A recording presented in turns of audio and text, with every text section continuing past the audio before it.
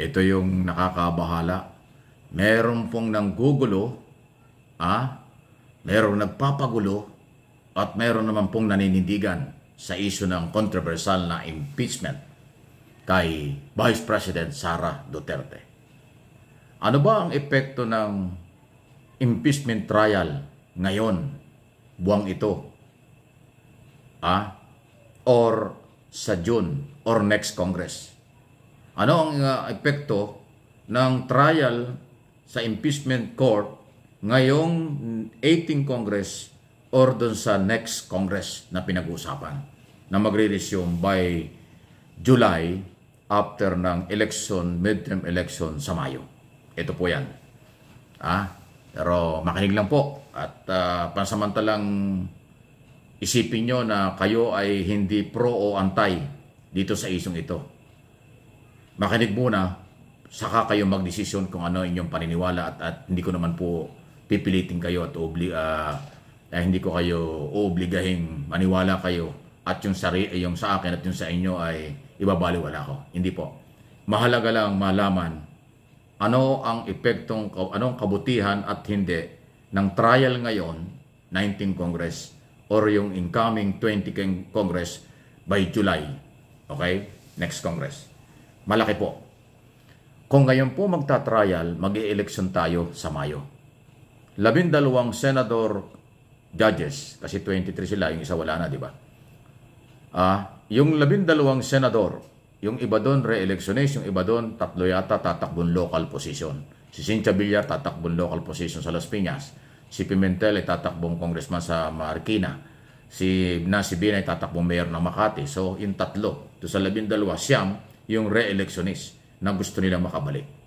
Kung ngayon ang trial at matapos ang trial bago mag-eleksyon, alam na natin kung ating bang karapat dapat suportahan ang mga re-electionist senador o hindi.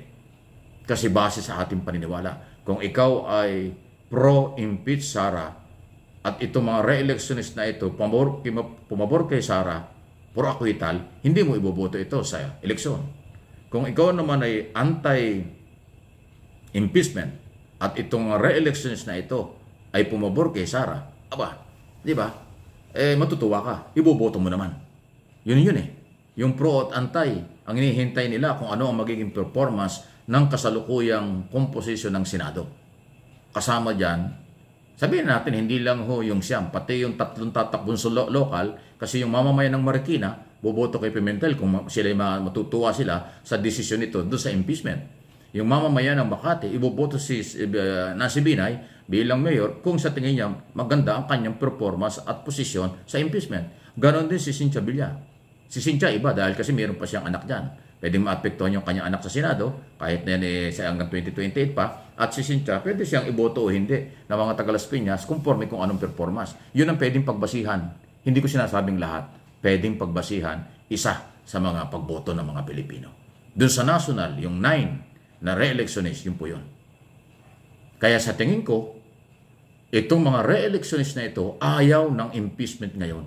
Gusto nila after election. Diba? Kasi para hindi maapektuhan yung kanilang kampanya, hindi maapektuhan yung kanilang pagre-recruit, pag-kumbinsi ng mga tao na siya ay tulungan sa eleksyon. Pwede silang makabalik, pwede silang hindi. Yun po yung malaking pagkakaiba. Yun yung pagkakaiba. At ang malaking pagkakaiba, kung halimbawa sa next Congress, after 19th Congress, talakayin ng impeachment court, impeachment trial ay magsimula, iba na pong komposisyon yan ng mga senador. Posibleng yung 12 bago. Posible naman yung siyam makabalik lahat, 3 lang ang bago. Iba na yon.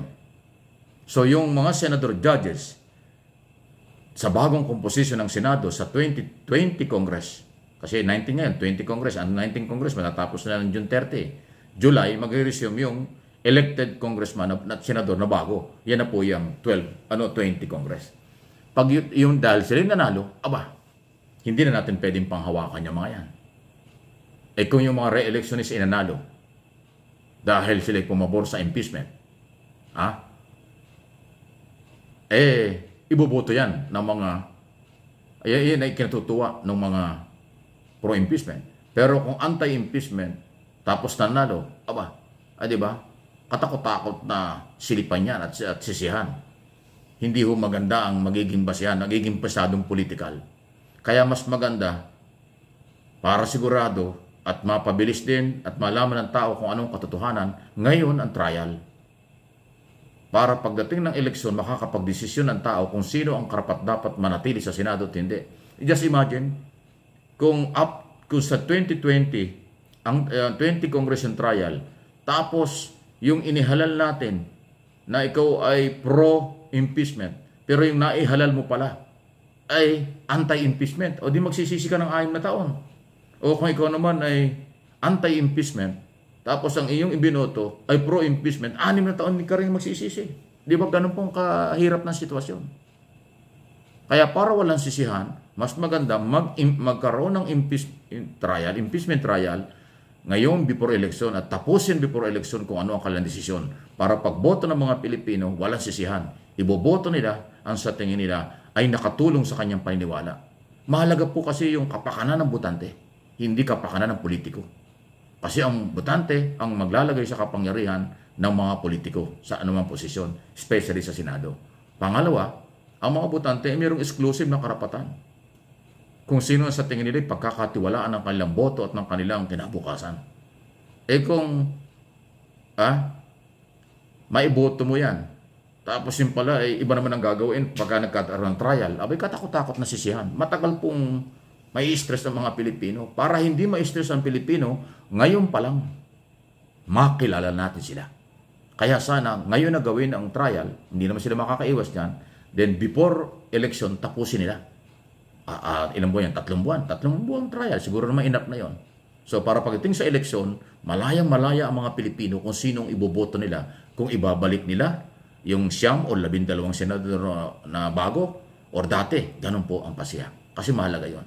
Yun namang natitirang 12 senador, doon natin huhusgahan yan at aaralin pagdating ng 2028. 3 taon lang naman eh. Hindi natin makalimutan kung ipumabor o hindi sa impeachment. Kasi mahalaga ang impeachment issue sa isang impeachable official like Office of the Vice President. Ayan, ang kailangan.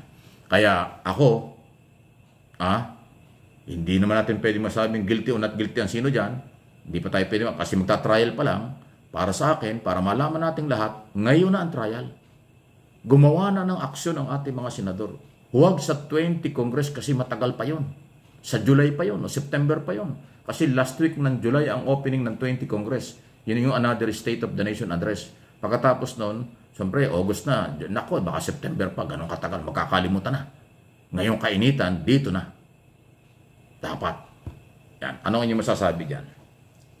Saan kayo sang-ayon? Ngayon or sa next Congress? Ang impeachment trial. Please comment dito sa isyong ito. At paki-like, subscribe, at paki-share na rin po.